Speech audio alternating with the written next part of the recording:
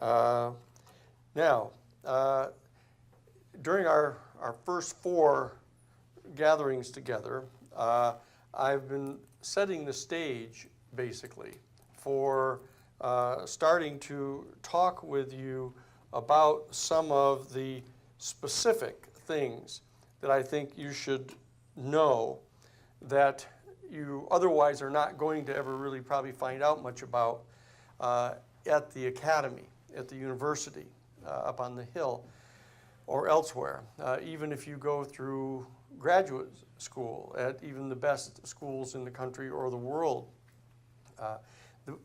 which I think are important for you to know strictly as a future public intellectual, and which I find to be extremely important as a political scientist or political theorist or a practicing attorney or a public advocate that is attempting to affect social change, and as a potential mentor in attempting to prepare all of us to work together jointly between our two generations to address this upcoming crisis that I've been talking about, which you're starting to hear more and more of the pieces of this all the time. They just had, for example, on 60 Minutes this week, a major piece, 15 minutes, which is all you're going to get in the national media about the fact that the whole world's dying. They actually had a major piece about all of the water in the groundwater being pumped out here in California because of the drought, and that they're punching down deeper and deeper and deeper into the groundwater, which is going down like almost 200 feet every year or so, and that the people who are the geologists are kind of freaking out over this, but all the farmers are all saying, well, you know, this is just a cyclical thing, and you know, when the drought's over, it'll rain some more, and it'll fill the groundwater back up again, and we'll be okay. And of course, the massive temperatures that are going on, freezing around the country, huge major snowstorms way before the schedule, coldest months in history of recorded time, the driest period in California in all of their recorded history. These things are going on, so I don't want to belabor the particulars of this major crisis that we're going to have to deal with until we get into sort of the latter gatherings together, so that we can start trying to figure out how to draw all of the things in that we've been talking about during the course into focusing on what does that mean about this crisis and how do these things help us. Because some of them, it'll be a little difficult to just surmise what the immediate connection is as to why the things we're talking about here in the academy that the greatest minds in our human family have reflected upon down through the eons, why they would be immediately pertinent to the solution of a particular concrete crisis like this. But we'll address that in some of the later course meetings we have. So I've been setting the stage for some of these key insights that I think our generation has come to during our 45 years out here in the outside world. And I wanted to start talking about these things tonight. And the issue that I'm going to be dealing with starting tonight is that there are a number of aspects of reality that are deemed to be esoteric. And because of that, the academy, which is locked into this scientific, logical, positivist paradigm, refuse to talk about. And they do not credit them. They actually stigmatize this entire realm of human knowledge as what they call magical thinking. And because they can't measure it or weigh it or taste it or smell it and replicate it in scientific experiments, at least that they're interested in conducting, they are insisting that it be considered to be a non-reality itself.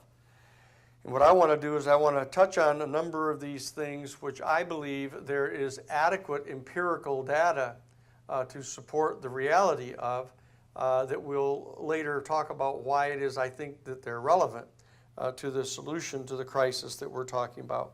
So the point that I'm making is that there are a number of esoteric things going on, or hidden things that are happening in the world other than the existence of the off-the-shelf enterprise, the covert, self-funding, self-perpetuating covert operations enterprise allegedly run by Oliver North to supply weapons to the Contras and fund it through the sale of cocaine and heroin, though that is not an unimportant thing, and I've spent, as you know, some time dealing with that.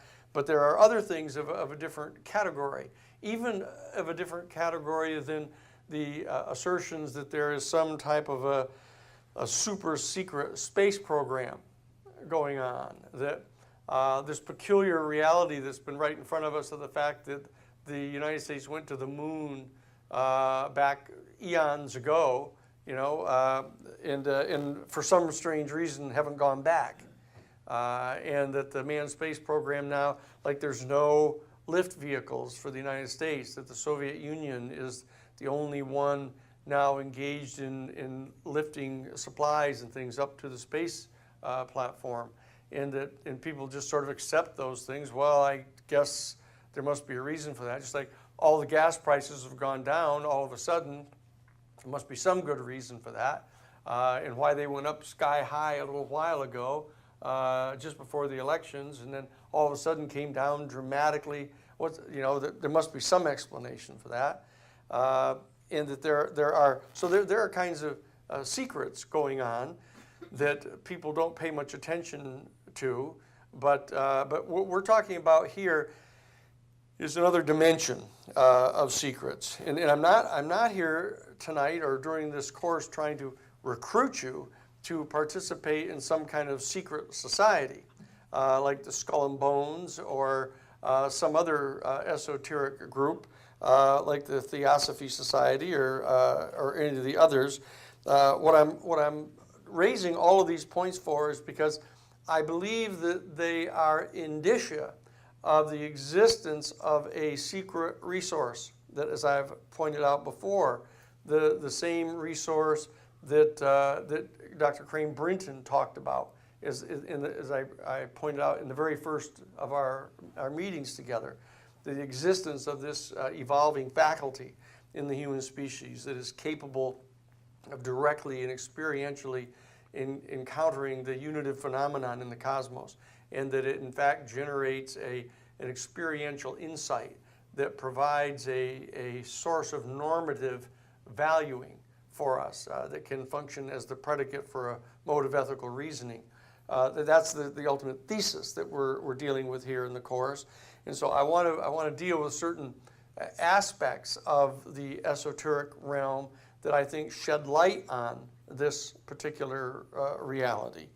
And the one that I want to talk about here tonight is the fact that there are a number, and I've found myself talking about this with all of my very best friends whenever we get together after not seeing each other for 10 years or 5 years or something, and within 2 or 3 minutes we're always talking about the same things again, about what have you learned about this since we gathered last.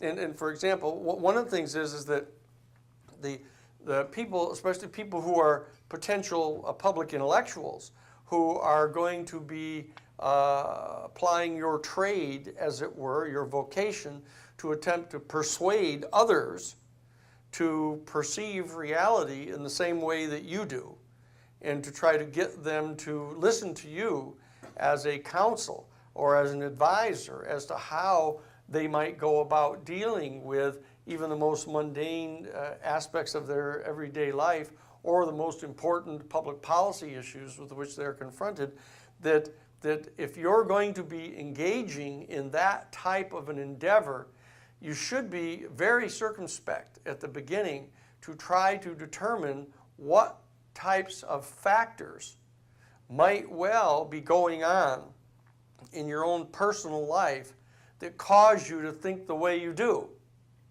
before you start getting ready to try to foist it onto someone else. Now, I've spent a long time in the foistering business because that's what I do. That I actually come into little towns across the country, and we come rolling in and spend my time usually for anywhere from 3 weeks to 6 or 8 weeks trying to foist upon the jury in that particular town a particular conclusion that they should come to regarding a specific event, such as, for example, coming into the town of Idaho Falls, up in Idaho, when they had the opening of Bertolucci's film, The Last Tango in Paris. How many of you ever seen? Have any of you seen it here? Okay. Well, this little town, the film comes in from United Artists, and the district attorney decided that he would send his assistant district attorney and 2 uniformed police officers to attend the 7 o'clock showing of this movie on the Friday night, and have 3 other uniformed officers at the ticket booth actually taking Polaroid photographs of each of the persons who came to buy a ticket to the movie, and insisting that they show them their ID to prove that they were over 21 years old in order to see the movie. And then the assistant district attorney and the 2 police officers, immediately after the first showing, came right straight back to the office of the district attorney, who was sitting in his office waiting for him, and they signed affidavits saying that in their opinion, this movie was contrary to the community's standards, period. And that, so they then went over, the district attorney himself went over with the uniformed police officers, came into the theater, and at the beginning of the second showing, marched up into the projection booth and seized the film off the projector and took it and put it back in the cans and brought it to his office and locked it into his safe. And the owner of the theater, in kind of a state of hysteria, started calling through to United Artists, trying to get a hold of them, to get a hold of their lawyers. And they ended up getting a hold of Louis Nizer on a Monday morning and told him about what had happened. And Louis Nizer's response was a very sophisticated legal analysis, but in short, it was, fuck Idaho, is what he said, literally. It's fuck Idaho. He said, who cares? He said, the amount of money you're going to make on showing the film in Idaho Falls somewhere, isn't going to be worth, my flying out there to even deal with it. So they just told him that they weren't going to do anything about it. So they ended up, the theater owner ended up calling the ACLU. They didn't have one in Idaho. So he ended up calling the California ACLU. They ended up calling the national office. They ended up calling me. And so we go into Idaho Falls and have a trial there. And we have to take the jury pool. And it turns out that the judge is the president of the Mormon stake for a whole 1/3 of the state of Idaho. And every single person on the panel, the voir dire panel, was a Mormon. And so we had to come to deal with that particular challenge. And I remember Mrs. Frank G. Thomas was one of the people in the voir dire panel. And so I said to her, in the questioning when picking the jury, I said, Mrs. Thomas, can you tell us? I said, you're going to have to be seeing a number of motion pictures during the course of this trial. So I'd like to ask you, I said, can you tell me approximately how many motion pictures do you go to in a year? She said, I haven't been to a motion picture show since 1926, she said. And I said, really? I said, can you tell me why that is? She said, because they're unchristian, she said. I said, really? That's interesting. I said, unchristian. I said, like what? She said, well, like in these movies, they have these women that are like, they aren't even wearing any stockings. They have like bare legs and things in the movies. And I said, and can you tell me why you think that's unchristian? At which point the judge started pounding his gavel like mad and saying, we'll have none of that here. We'll have none of that here. He said, Mrs. Thompson, I want you to come into chambers with me. The attorneys can come in. So we go into the chambers, and he pulls up a chair and puts Mrs. Frank Thomas in the chair, and he pulls his chair right up to her, and he sits down with his knees right up against her knees. He looks her in the eye, and he says, Mrs. Thomas, he says, your neighbors have asked you to sit on this jury. You're aware of that, aren't you? And she said, well, I guess so, yes. He said, now, you aren't trying to tell me, are you, that if you sit on this jury, that you think you're going to have to one day look your maker in the eye, as you are me now, and have to account for this in any way? And she went, no, no. And he said, fine, this woman's going to sit on this jury. There'll be no more questions of this juror, he said. So I was into trying to foist my opinion on these people and spent a good deal of time doing it. Was actually removed from the courtroom at least twice by the judge and had to be ordered by the Circuit Court of Appeals, the Federal Circuit Court, to order me back into the courtroom because the owner of the theater had a Sixth Amendment right to be represented by counsel of their choice. And so I know what foisting is all about. So what I'm saying is that as trainees in the foisting business, if you're going to be public intellectuals and you're going to be engaged in formulating your own judgments about very important issues, and you're going to be attempting to communicate those judgments to other people, and you're hoping that they're going to be persuaded to adopt your point of view, I'm suggesting that you need to be circumspect about what it is that might be causing you to have certain opinions that you are not, in fact, conscious of, so that you can attempt to explore these things, evaluate these things, and take those things into account in attempting to make judgments about the objectivity of your particular judgments about these things. And I want to touch upon a few of these, and then I'm going to explore one particular one of these things tonight in the beginning of our discussions of these things. And for example, that your genetic predispositions.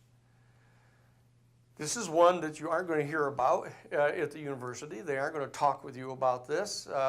But you remember, almost all of you have had your grandmother, or you're sitting with your grandmother, and she'll say, you know, she, when she does that thing with her hair, that's just like her Aunt Agnes used to do. You know, it's just, isn't that, boy, I recognize that. Or a guy, he doesn't he, you notice how he walks? Just like Uncle Jack. Isn't that just like Uncle Jack? He walks like that, right? So you've all heard things like that.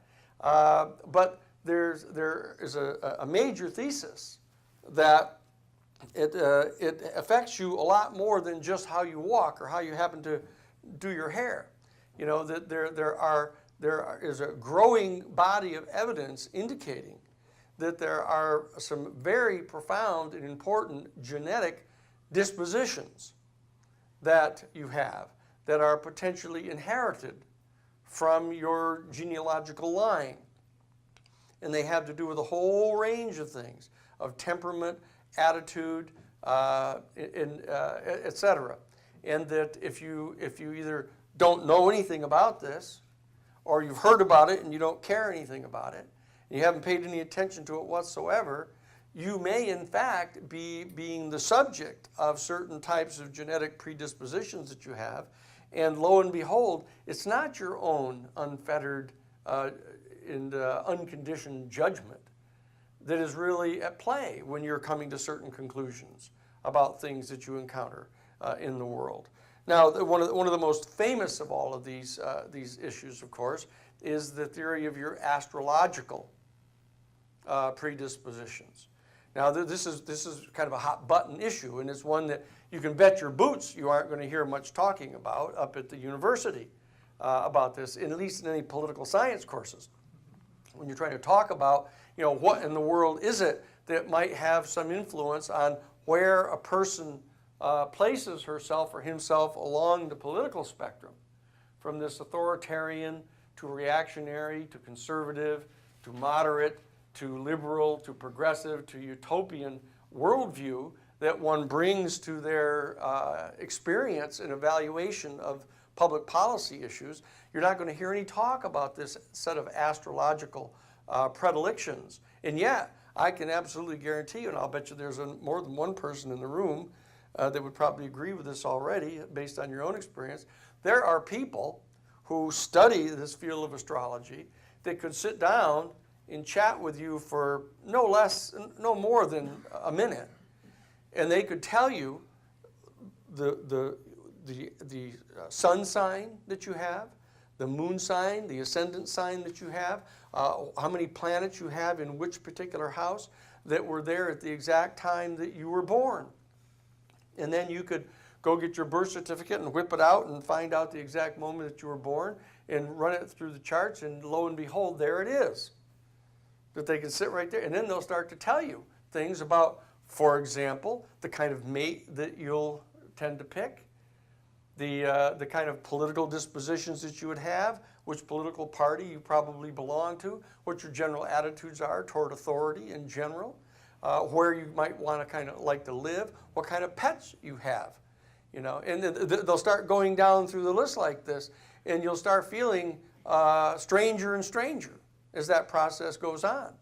And you'll start to have some questions about, gee, I thought those were all my own independent decisions that I was making here. And so that'll begin to give you some kind of a perspective on a limitation or condition that is actually operating on your exercise of free will.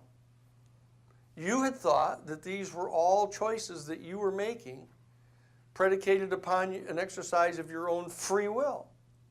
And yet, in fact, this is evidence indicating that there is some kind of a phenomenon going on that somehow, during the 9-month period in which you're gestated in the womb of your mother, that simply because of the particular motion of the planet in the relationship of our planet to various planets and star systems, etc., that in fact somehow there has been a set of oceanic forces that are manifesting themselves on our planet and on your mother and on her womb and on the embryonic fluid in which you're gestating, that somehow are asserted by very, very sophisticated people in our human family, that this is having some kind of an effect upon the actual gestation of your cellular makeup,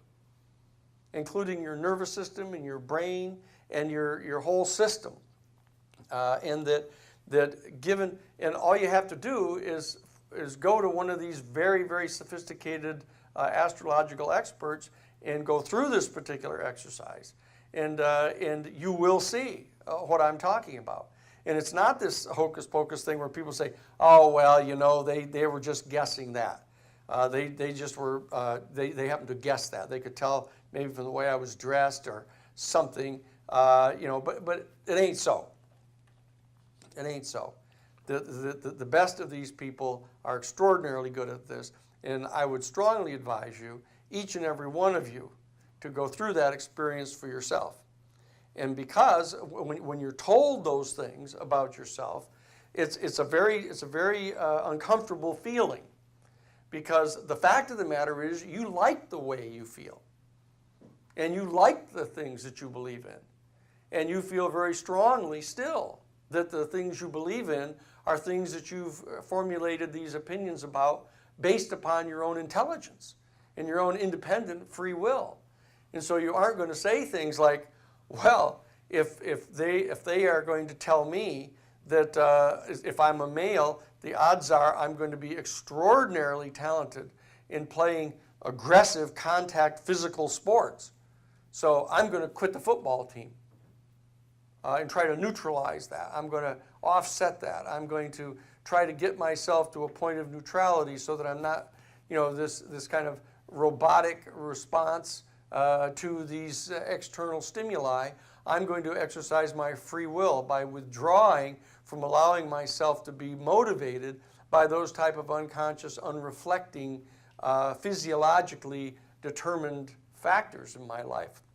I'm not suggesting that you have to do that at all, but I am suggesting that a person who is in training to become a major public intellectual has to have objective insight into her or his objectivity about these things. And this is not to cause you to kind of be a lot more reticent about your advocacy, but it is suggestive that you ought to be more reflective about what choices you're making about what issues you're going to be representing, and whether these are, and so whether these are honest and objective decisions that you're making, and so that now obviously there's others that you're more familiar with, and that is your psychological predilections. You know, that having been raised by a particular mother and father, or raised in a particular setting with foster parents, grandparents, aunts or uncles, or whoever it is that raised you during your first 7 to 10 years, you know, the fact of the matter is, as you know, you sit down with a professional trained psychiatrist, if you can find one that you have any realistic reason to be confident in, and you talk with them a little bit about it, and they'll start telling you that, well, look, it's perfectly obvious that you're functioning in a way that is responsive to the attitude that you had towards your father or towards your mother. And that shouldn't be surprising, he says, because these are the two most dominant emotional beings in your world for your first several years. But I can tell you that I remember when I was talking to Dr. Alan Stone. Alan Stone is the head of the McLean Institute in Boston, one of the big psychiatric hospitals in Boston. He taught a course at Harvard Law School on psychiatry and the law. And I asked him, I said, look, are there any, after all these years, I said, how long have you been practicing? He said, oh, I've been practicing for almost 40 years. I said, have you really come to any kind of basic conclusions, like psychological conclusions about people? He said, well, you know, actually I have. He said, I don't talk about it much. And I said, well, like what? What things? He said, well, one of the things that I've come to have a very firm opinion about, he said, is that I believe that virtually every woman picks her mate to a person that reflects the same kind of basic problem that she had with her father. And that she spends all of her time trying to resolve that problem through her mate. And that the men, he said, the men spend almost all of their time attempting to achieve the goals of their father using the tools that have been taught to them by their mother. Now, I thought that was pretty interesting. I mean, that a guy who's a high-toned professional like that, who would be candid about what he thinks, that there's some kind of unconscious patterns going on psychologically, like in almost everybody.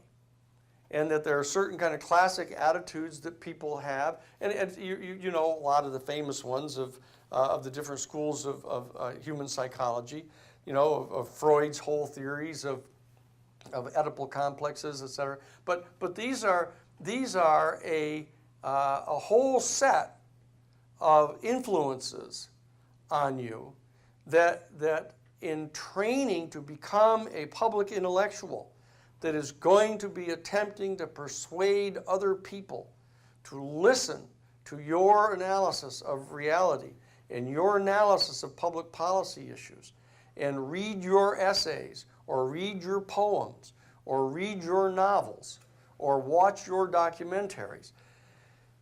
You want to be as honest as you can. As you know, in the field of professional psychiatry, they make every single psychiatrist have a psychiatrist. That they've got to go through this whole kind of process of being psychoanalyzed to get them to really not engage in transference of their attitudes toward their parents, toward their clients. So they know what that's all about, or at least they think they do. And so that I'm suggesting that this is another area that you need to take a look at in your preparation. And most people wouldn't think that in being trained to be a public intellectual, you should have to pay attention to something like that. But I'm suggesting to you that I'm hoping that you're going to be among the people that are going to be at the forefront of attempting to deal with this fundamental crisis. Now, I think that there's every good objective reason in the whole world why you should be trying to solve this particular crisis. But in order for you to be credible, for you not to be vulnerable to someone saying, the only reason you're doing this is because of this and that, and you got this psychological hang-up, or you got this and that, you know, that you want to try to get past those kind of things in your training period. so that you're prepared to be as objective as you are and as you can be, and so that you won't be projecting things onto your adversaries or projecting things onto your allies in this upcoming crisis, because it's going to get very intense. And you're going to want to take the opportunity here during this period of your life where you're training yourself for your life's work and your vocation to take these things into account. Now, of course, there are other obvious ones, such as the sociological and cultural setting in which you find yourself. Clearly, if you're born in Sparta, for example, in ancient Greece, and you're subjected constantly to this theme that you have to be a warrior, you have to be strong and powerful, and you need to be prepared to fight, and you need to take great satisfaction in vanquishing others physically, and all of your peer group pressures you into doing that, etc. That the fact that you end up being an extraordinarily effective warrior as your vocation, shouldn't surprise anybody. But on the other hand, if you had been born 500 years at a different time, and you've been born in a totally peaceful community where everybody, were vegetarians and raised animals and loved them and didn't kill anything and could not be pushed into fighting, and that you ended up being like that neither one of those particular basic aspects of your entire personality and conduct would in fact be something that you had objectively selected. This is, and all of this is to state something that is fairly obvious, but I want to set it forth as part of this training program to understand that there are these things that as a public advocate or as a public intellectual coming to grips with the upcoming crisis, that we need to get you trained in as thorough a way as possible for you to see what those influences are on your thinking, so that you can be as objective and as persuasive as possible. Now, what we're going to be focusing on today is one of these more esoteric biophysical aspects of your own personhood. And what I want to do is I'm going to be focusing today on this particular aspect of this set of predispositions, unreflecting predispositions that we have. And this has to do with, I touched upon it at the end of the last meeting together, is this idea of the chakra system in the human body. Now, it's probably a little easier for us to deal with this here in Santa Cruz or in California than it would be in a lot of other places, since people are more familiar with it here. But I want to go through this thesis here tonight, and then I want to, later on Friday, when we get together, I want to compare and contrast the insights of some of the greatest minds of our human family that have reflected upon this particular chakra system. The great thinkers in the Hindu tradition and in the Buddhist tradition, and the Chinese traditions, and then I want to compare it to the insights that have been set forth by Talcott Parsons and Ralph Potter and the others in the sociological bar graph, postulating that there are these 7 basic worldviews or modes of ethical reasoning that are adhered to by subsets of our human family that will come to the fore in every single crisis and confronting every single major public policy issue. And that you want to be able to reflect upon this question that we've posed early in our class is like, what is it that causes an individual person to be an adherent to one or another of these particular worldviews? And we've touched upon some of these, the sociological background, one's astrological predilections, one's genetic disposition, perhaps. What we're looking at tonight is this issue of the chakra system. And this is that there's a rapidly growing body of scientific investigations that have been undertaken now in the realm of biophysics, studying this energy system inside the body. and that they now are capable. And I'll just, when I ended up, when we were doing the State of the World Forum with President Gorbachev from 1993, actually, we started working on this, started gathering world presidents and things together in 1995, and we met, as I touched on in the first meeting, you know, all the way up to 2001, that during that entire process, I ended up meeting Dr. Zhenzhou Jing, who is the chairperson of the Science and Technology Division of the Chinese Academy of Social Science in Beijing. She is the head of the Science and Technology Division of the big university. It's got 300 professors in it that service the Politburo in China. And that it's not a teaching school, it's a research facility that are at the disposition of the members of the Politburo to research virtually any field. And she's the head of the Science and Technology Division. And when I was there, she invited me to come over to meet with her and talk with her. And she, in fact, started talking, after about a week or so of our being there, started talking explicitly about this chakra system and what the secrets were that they knew about this, that they'd been conducting lots of research into this, and that she had come to the operating conclusion that actually each one of these classic, and we're going to go over them here, these classic chakra points in the body, in the human body, that there was actually a biophysical phenomenon that occurred in each of these chakra points in the human body, which actually was like a disc, an energy disc that actually rotates at a particular rate, and it gives off an electromagnetic vibration of a particular frequency. And there's a range of frequency that it can operate within, and a range of rates of rotation, and it also has a particular pitch to the ecliptic, and that they'd come to the operating conclusion that what some meditators could do, people who spent a lot of time focusing upon this particular phenomenon going on inside their body, that they could actually control the rate of spin of the chakras and could actually reverse the spin of the chakras through directed intention. And that what it would do is it would set up a torsion energy field. And I don't know if you're familiar with a torsion energy field, but if you take two flat discs and you spin them in opposite directions from each other, and you start moving them toward each other, there is a torsion energy field that is generated in between the two spinning plates. And they can actually draw energy out of that.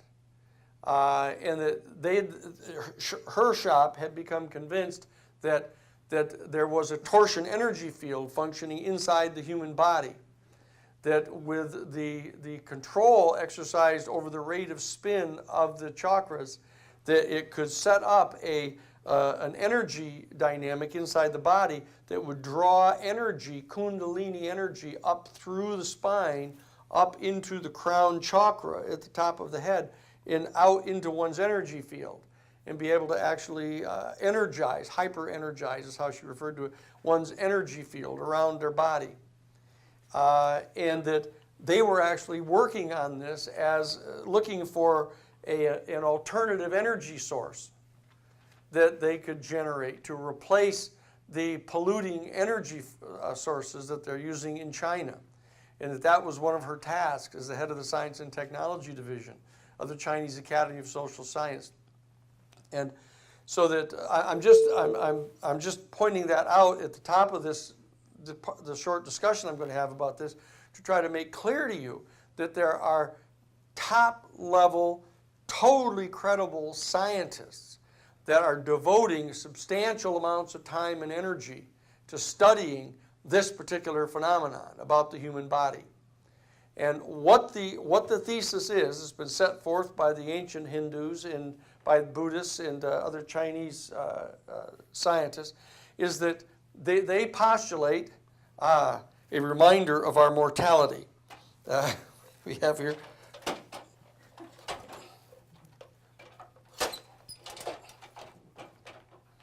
a little show and tell. We have here that the thesis is that each of our human bodies has functioning inside our body an energy system, an electromagnetic energy system, the root of which is here at the very tip of the coccyx, here at the very bottom tip of your tailbone, right here, that there is an energy center, a chakra, which is historically represented by the color red, that is an energy center through which there is a process of drawing energy up out of the earth and drawing it up into your body. And it comes in through the base chakra at the base of your tailbone. And that what happens is the stimulation of that particular chakra center in your body causes you to actually experience a phenomenal, literally, phenomenal experience of your physical being, that your embracing of your physical existence, this attachment that you have to being a physically incarnated being, and that this power in your body will struggle and fight to survive, so that even under the most dire threats and in extreme circumstances, that your body will instinctively, even without your conscious attention to it, will fight to survive as a physical entity. And so therefore, the energy that is given off into your body, this, if you will, dark red energy in your body, will have an effect upon you that will cause you to value, esteem, extol the virtue of physical survival, of your self as a separate and independent entity. And that no matter what people try to do to talk you out of it or to persuade you that life is worthless, that there's no value in being incarnated, that this is all some gross and terrible mistake of human manifestation in the corporal form, that there is a completely non-conscious biophysical energy functioning in your body to counter that type of concept. Okay? And that then there is a second chakra, energy center, that is right above your gonads. That whether they're your ovaries or the testicle tracts up into your reproductive area, there is a second chakra, which is represented by the color orange, and that there is basically an orange energy that abides right here in your pelvis, and that this energy is intensely devoted to the reproductive, unconscious reproductive drive of you as a biophysical entity. That just like an amoeba reflexively moves to try to reproduce, that you will too. Now, there's probably a lot more of this going on in your conscious attention when you're in high school and college than most other times in your life. That there's this whole period when you're in a period between the ages of basically 15, 16, 17 years old, where this energy is surging in this particular area of your body, in this particular chakra, and that there's all kinds of things that you do and say and think and feel that you think are objective, but that in fact the thesis is that are the direct consequence of the functioning of this energy in your body, this orange sexual reproductive energy that's in your body. And there's a particular frequency. You can read Bruyère's studies on this. I'll give you some cites on those later that talks about exactly what the electromagnetic frequencies are of this and what the range is, and that there's a whole discussion about the quote normal level of energy in these centers and the normal frequency ranges, and so that if you have a frequency being emitted by one of these energy centers that is substantially different than the normal range, it will in fact manifest itself in different kind of conduct on your part. And that Bruyère has got one of her books here. I think I brought it. Here's one of them. This is called Wheels of Light.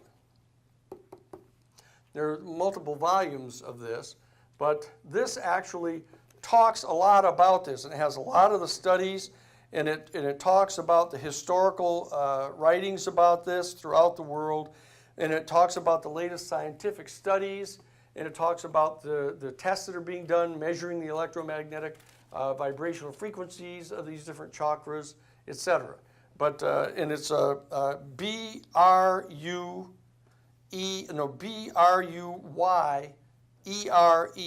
Rosalind Bruyère, and this Wheels of Light, it's called, and it's a great study in this, and lots of footnotes and details to scientific studies that you can find this. That there's then a third chakra, energy center in the body, which is in this. The second one is just below your navel, down in here. This one is just around your solar plexus here, inside your body. It's normally designated by the color yellow, and this is a center from which you project your power into the world. And there's a whole series of psychological phenomena connected with your assertions of power or your failure to assert power, your sense of powerlessness, or your dominating or aggressive disposition is affected by this particular energy center in your body. And it is an energy center around which, for example, a lot of the major martial arts that are taught right here, upstairs in this room, of Tai Chi, etc., all tend to move around this power center. And in fact, they can project this power out of their body. They can actually project this power to, in fact, I'll tell you that I was in Special Forces back in 1963 to 65, and we were out at Fort Bragg, or excuse me, we were at Fort Devens, and the Captain Campbell came in and he set up this little 8mm film projector, and had a number of the cadet captains from the base there, and he set up this little projector and he showed it on this little screen. It was this little like brown and white, film, like from the 1920s or something, and it was a film of this little like 80-year-old Chinese guy, and it shows him with this little robe on. He comes walking out into this field, and he takes the robe off, and he's got this little loincloth on, and he ducks down and he steps in through this fence in this field, and there's this great big bull out in the field, and the bull starts this thing at him like this, and the little guy is going like that at the bull. The bull comes charging at him like full tilt, comes charging after this little guy, and the little guy just stands like that watching the bull come at him, and he just slowly drops down, way down, as the bull is coming at him, and the bull puts his horns down and starts to, and the little guy just slowly goes down like this and ducks like this as the horn goes over by the top of his head, and he reaches out with one hand and just touches the hoof of the bull going past him, just lifts up on it in the slightest, and the bull just tumbles head over tea kettle, just tumbles down through the field and gets up and freaks out and runs away. And then the little guy, the little Chinese guy, goes over. They show him standing in front of this great big target. He's standing in front of this great big wooden target. And there are these 4 guys over here in these big kabuki military things, with the horns and all that, with these big armor like on they've got, and these big gigantic war bows, these war bows. And they stand there and they all draw back their bows at this little guy. He's no more than, from me to you here away. And all 4 of them just let fly with these arrows right at this guy. And the little guy just stands there and just goes toom, toom, toom like this. And the arrows stick in the wall all around him like that. And you could tell for absolute sure he never touched any one of the arrows. He just set up this energy field around his body and turned these arrows away. And Captain Campbell turned off the little thing and he said, if you guys see anything like this out in the field in Vietnam, you're to report it to your commanding officer immediately, he says. And so I said, shit, what is this stuff? This is pretty far out. I never saw this stuff before. So I started looking into it. So what I'm saying is that there is this energy that can be projected out of the body by these people. And in fact, there are other things you can see with these big bulls charging down on top of some guy, and a little guy turn around, just go like this, just hold their hands out like that, and the bull will just run, bam, right into them like that, and just go right straight down like that. There's just a huge field of energy that they can put out around their body. Now, the fact of the matter is, in the world of scientific logical positivism that's taught up at the academy and stuff like that, they would say, don't ever listen to discussions like this. Don't believe any of this stuff that anyone tells you about, because this is all magical thinking, and they don't want you to be paying any attention to that, okay? But what I'm doing is I'm telling you about this because this is a scientific reality that you need to know about. And the next chakra system, the next chakra center is they call the heart chakra, is centered right up here around your heart, in the actual right side of your heart. And this is an energy center that has to do with affection and love and expression of common support and affection for others. And it's a major energy. And that's why you see in the pictures of Christ, for example, the Sacred Heart, of Jesus, the Sacred Heart of Mary, and they have all this light. Have you ever seen those pictures, the light shooting out of their heart and stuff, and that you see all around? And people going, gee, I wonder what that means, that stuff. This is heart chakra energy that is available for people.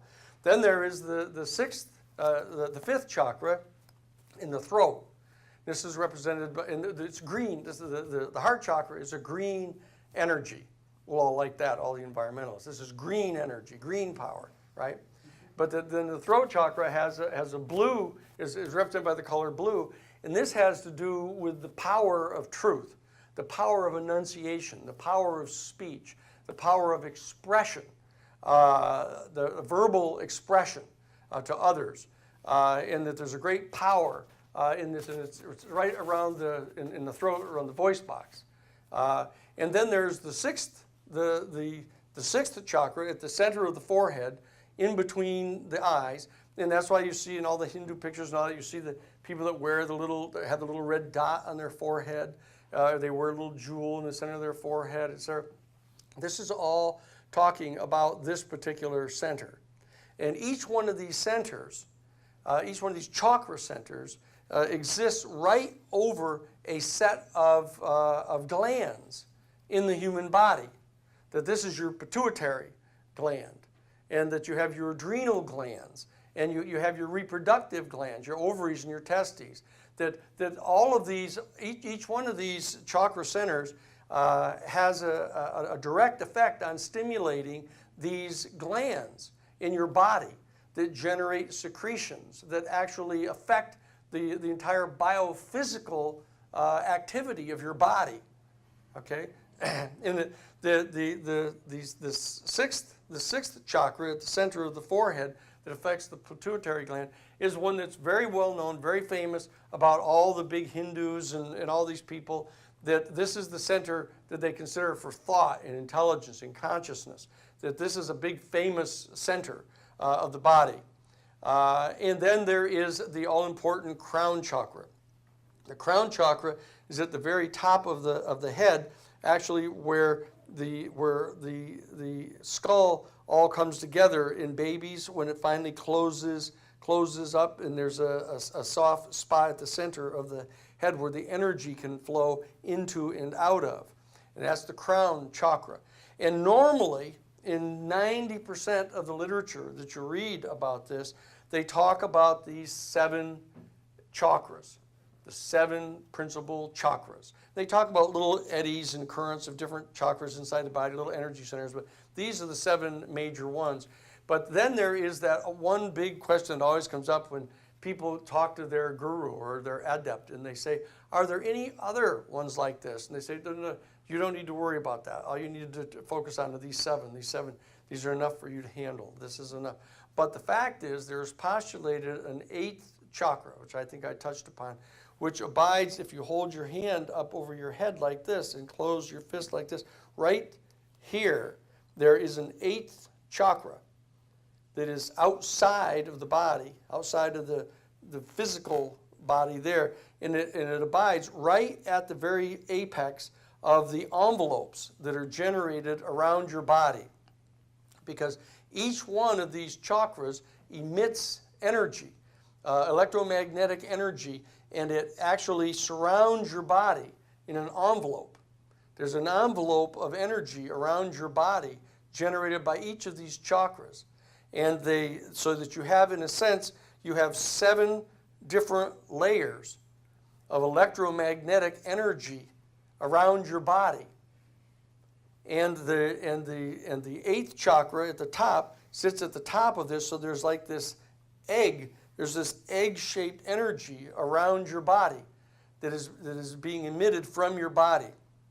And what this does is tells you is that the way that you actually perceive reality coming into you through your other senses is all conduited through this energy field.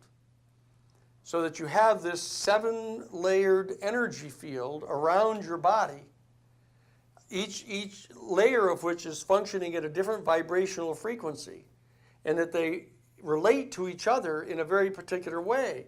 The particular ratio of the vibrational frequency of each of these layers sets up a particular algorithm with each other through your field that conduits and prisms the actual experience of reality that you experience.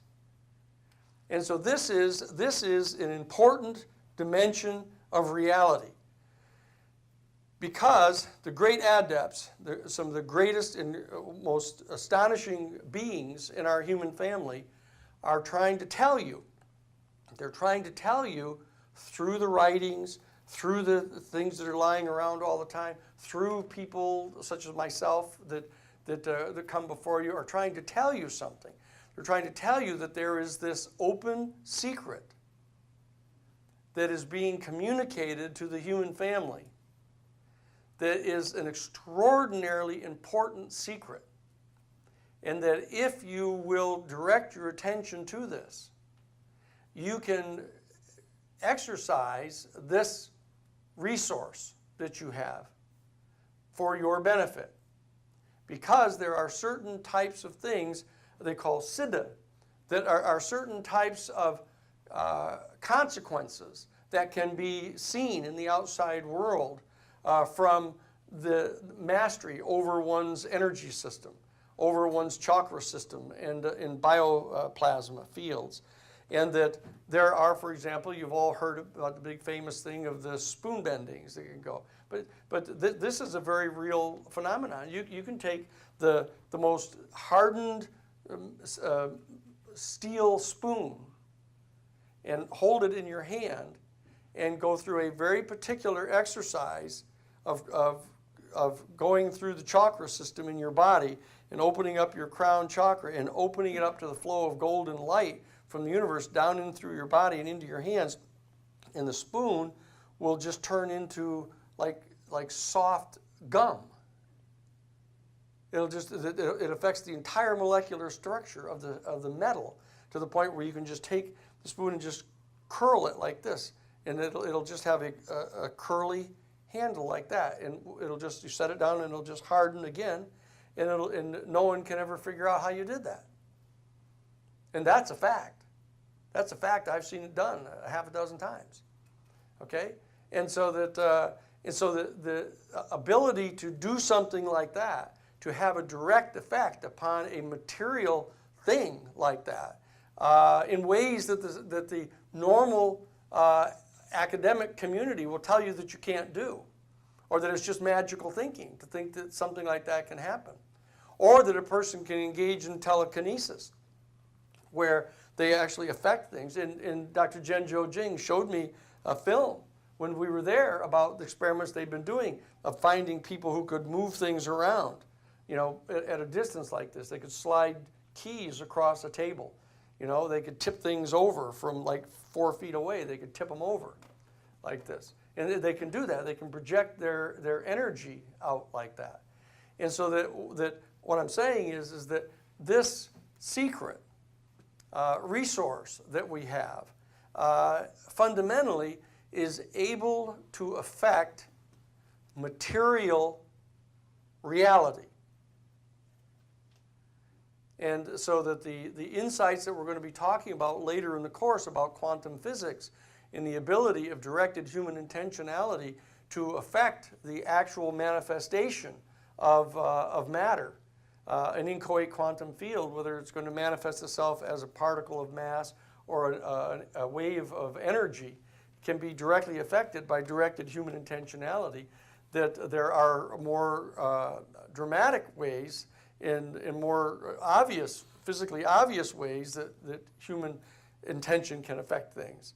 And so that what I'm suggesting to you is that this is an extremely important thing for you to know about.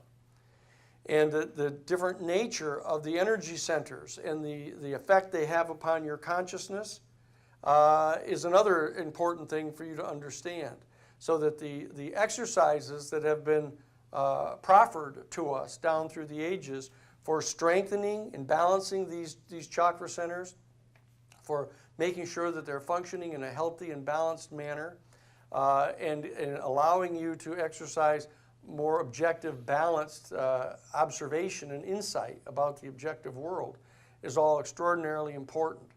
And what we're going to be doing on Friday is I'm going to be relating these 8 chakra system, these 8 chakra system, human system, to the basic worldviews that have been set forth by Talcott Parsons and Ralph Potter.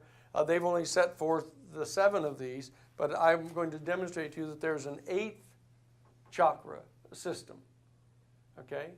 And that I'll close today by just giving you a little preview of this, is that I think I mentioned it in the first gatherings, that if you take 7 different lasers of pure color, of the primary colors of the spectrum, of the red, orange, yellow, green, blue, indigo, and violet, and you take a laser beam that is adjusted to the vibrational frequency of each of those colors, in that laser is a condensed and focused form of that particular electromagnetic wavelength and of that vibration, and you focus them all on a single spot at the center of a circle, they will all set up a mutual interference pattern that will generate white light. And that's a basic insight that we're going to be dealing with in this course, because this is the 8th paradigm. This is the 8th paradigm worldview that does not yet exist in the world, does not yet have a classic set of attributes attached to it like the other 7 worldviews do, and like the other 7 chakras do. This is the secret chakra. This is the secret worldview. This is the worldview that we will be exploring in this course to ascertain what value it portends for attempting to address this upcoming crisis. And that I would want to proffer this worldview to you so that you can in fact attempt to familiarize yourself with it, work out some of the particular aspects of it, and have it as a resource, a common resource for both of our generations in attempting to address the upcoming major crisis of the 21st century. There's our Friday talk, or our Monday talk, okay?